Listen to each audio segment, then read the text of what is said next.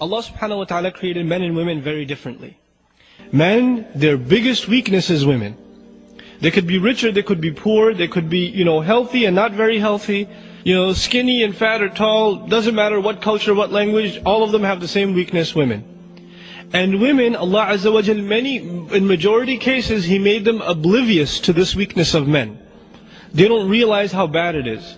So when the ayah comes and a woman reads it, lower their gaze, oh yeah, I could do that. And they're like, what's the big deal? Why can't men just lower their gaze? And then you don't understand. What don't I understand? You have eyes, I have eyes, they have retina. It processes the same information. So what's the problem? You see, they don't understand the power of this desire that Allah subhanahu wa ta'ala put inside of us and mentioned as number one, زُيِّنَ لِلنَّاسِ حُبُّ الشَّهَوَاتِ مِنَ النِّسَاءِ. Number one of the desires that were beautified for men were desires for women.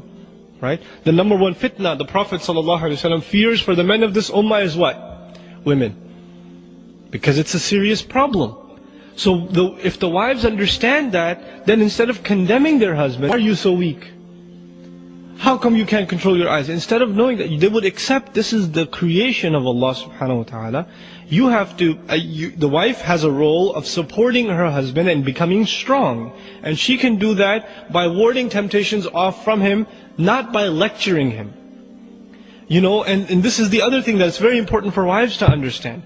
The husband, he goes to the office, or he goes to the train, and there are women horribly dressed. They're sitting there smiling at everybody, trying to, basically this is all these women have in terms of their dignity.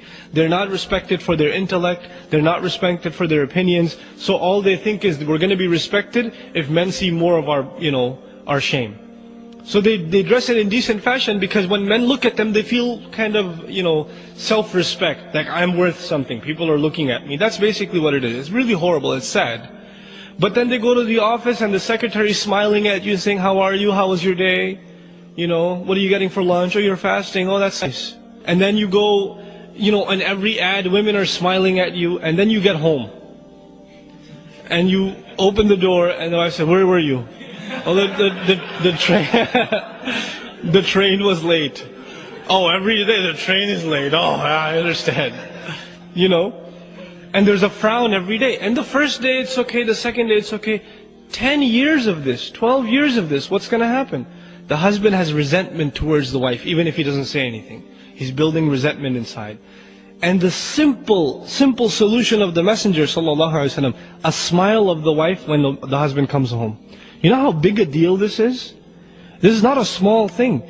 It stabs the husband when the husband comes home and the wife doesn't care. And he's very disturbed by that. He may not say something, but it really, really hurts husbands. And it hurts the relationship, and it comes out in weird ways. Now that they're hurt, they're kind of upset as they're having dinner. Oh, there's not enough salt in here. And they're extra angry at the kids. They're frustrated. But the same scenario, the wife opens the door and she greets the husband with a smile. Just a smile, it's not expensive. But what happens? The rest of the night goes smoothly. The husband's in a good mood.